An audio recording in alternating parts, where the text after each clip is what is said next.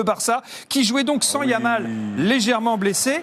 Yamal qui n'était pas titulaire non plus lors de la défaite du Barça à Osasuna. Est-ce que c'est lui finalement le joueur indispensable, Benjamin ?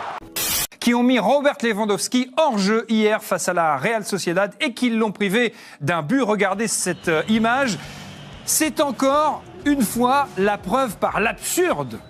Mon cher Omar, c'est terrible quand même. Lamentable, triste, frustration, tout ce que vous voulez. D'abord, parce qu'on doute, parce que je ne comprends pas pourquoi c'est en noir et blanc. Parce que là, on aurait pu avoir vraiment la différence des chaussures, parce que Lewandowski, il joue avec des chaussures fluo, vert. Et le monsieur, le défenseur, il avait des chaussures foncées noires. Donc déjà, je ne sais pas, parce que par moment, on ne sait même pas quel est. Mais regardez à quoi on va s'attarder. Donc, s'il vous plaît, une pétition d'unanimité à pouvoir laisser l'histoire du VAR, laisser l'histoire de la photo, or prendre le paramètre du dernier pied. Parce que là, sur cette action, si on voit les derniers pieds, regardez le pied gauche de Lewandowski. Mais là, il est clairement en retrait. Et le pied droit du joueur marocain, le défenseur, okay. Il y a plus d'un mètre. Donc, avec Mathiori, il n'y a pas que la mienne, je l'ai déjà vu qu'au Mexique, ils essaient de l'expérimenter, parce que c'est...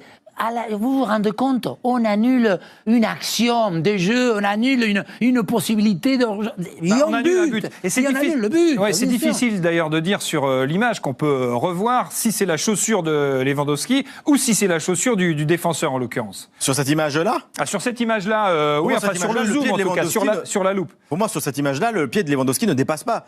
Il a une chaussure fluo, je pense qu'on l'aurait vu. Donc, mais bon, faut revoir la règle, quoi. Dans ce cas-là, il faudra revoir la règle. Mais est-ce qu'à un moment donné, en dehors de la photo, pour pas être dans le côté rigide de la loi et du règlement... Ici, c'est quand même très compliqué, quoi. Si c'est la chaussure fluo de Lewandowski, là, pour le coup, c'est clairement le pied du défenseur. Mais oui. Non, mais est-ce qu'on peut pas, à un moment donné, s'enlever le côté rigide de la règle et se dire...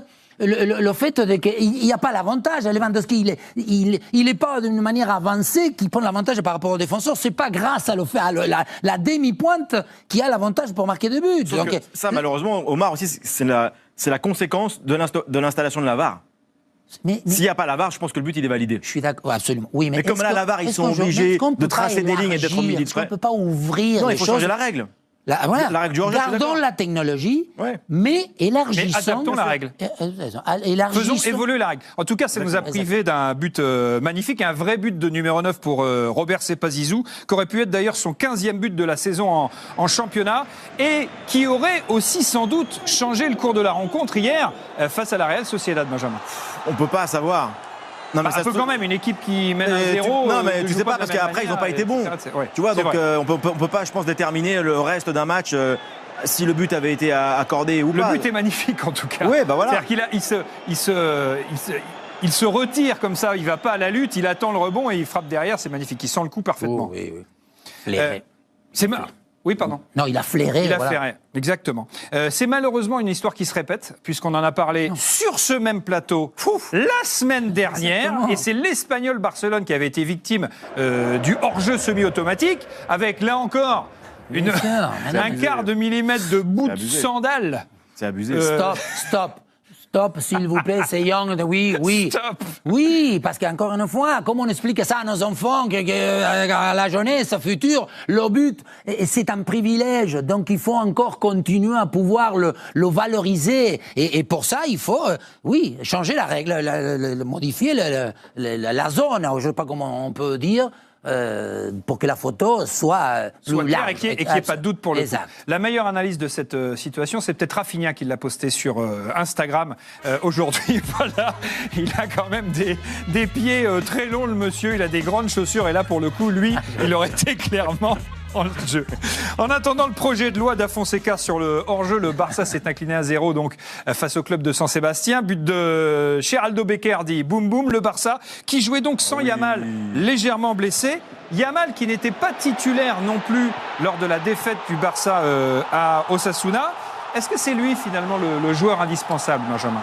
Je n'irai pas dire jusque-là, parce que contre Osasuna, il y avait une grande rotation d'effectifs En défense, il y avait eu Dominguez, il y avait eu Gérard Martin. Donc on sait que Lamine Yamal est prépondérant dans le jeu du Barça. Après, de là à faire la conclusion que quand il n'est pas là, le Barça perd, pour moi, ça s'est produit 2 fois. Ouais. Je n'irai pas encore jusque-là. Est-ce que je vais un petit peu trop vite en besogne parfois? Non, pas du tout, pas du tout. Je vous ai posé la question. Tout à fait, tout à fait. Bon. Non, je pense que c'est plus un problème global. On a vu, moi je les ai trouvés un peu quand même fatigués, manque de rythme, le jeu qui n'allait pas aussi vite qu'avant. Ils sortaient d'une grosse période, le match de Ligue des Champions contre Belgrade. Donc voilà, pour moi, une défaite peut arriver malgré tout. C'est un accident. Ouais, un accident. Ça y est, la Ligue est relancée. Un Real Madrid qui a cartonné Osasuna 4-0. Pendant ce temps, le Barça a sombré sur la pelouse de la Real Sociedad. Cela est bien vu dans cette vidéo. Dans cette vidéo, on va débriefer cette Ligue. Est-ce que tu estimes que cette Ligue est relancée? Avant de commencer, si tu me découvres à travers cette vidéo, ici on parle de foot, ici on est passionné par le foot. Le foot, c'est notre passion. Donc, si tu es intéressé pour la thématique et surtout, si tu aimes ce genre de contenu, n'hésite pas à t'abonner et d'activer la cloche de notification pour ne rien manquer les prochaines vidéos qui vont arriver sur la chaîne. C'est pour nous partir. Alors, les gars, une équipe du Real, le Real vraiment cartonné contre Osasuna 4-0 avec un Vinicius stratosphérique. Il était monstrueux. Il a marqué 3 buts et franchement, ça montre à quel point Vinicius a son poste d'ailier.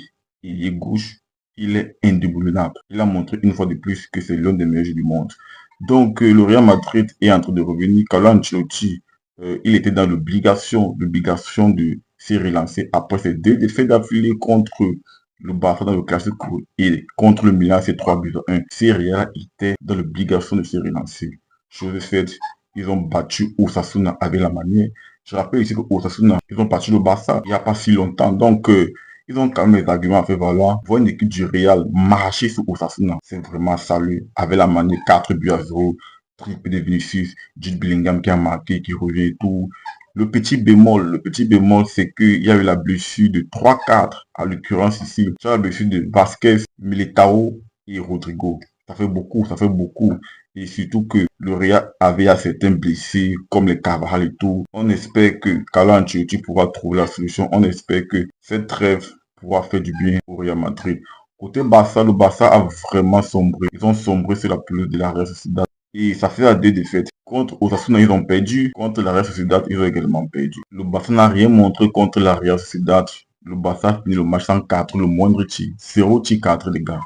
Le Barça n'a pas cadré contre la Real Sociedad. 0 tir cadré. Tu as un Barça qui était amorphe, qui était à court d'idées, qui n'avait pas vraiment à proposer du jeu. Est-ce que c'est l'accent de Yamal qui a vraiment plombé ce Barça-là? Moi, je ne pense pas, puisque si tu reposes ton jeu sur un gamin de 17 ans, ça signifie qu'il y a le même problème. Ce Barça doit se relever et moi, je suis fier parce que la Ligue est relancée. La Ligue est relancée, ça fait 6 points. 6 points d'avance sur le Real. Le Real qui a un match en retard, le Real qui peut provisoirement revenir à 3 points. Et pour moi, c'est vraiment bénéfique. Après, partage-moi ton commentaire sur la thématique. Est-ce que tu estimes que la Ligue est relancée? Moi, j'estime que ce Real-là peut vraiment bousculer le Barça. Même si le Barça est flamboyant, mais le Real n'a pas encore dit son dernier mot. Et Carlo Ancelotti l'avait très bien dit, qu'ils vont jouer sur toutes les compétitions jusqu'à la fin de la saison. De votre ressenti, une fois de plus, on se dit à très bientôt pour notre vidéo. Ciao, ciao.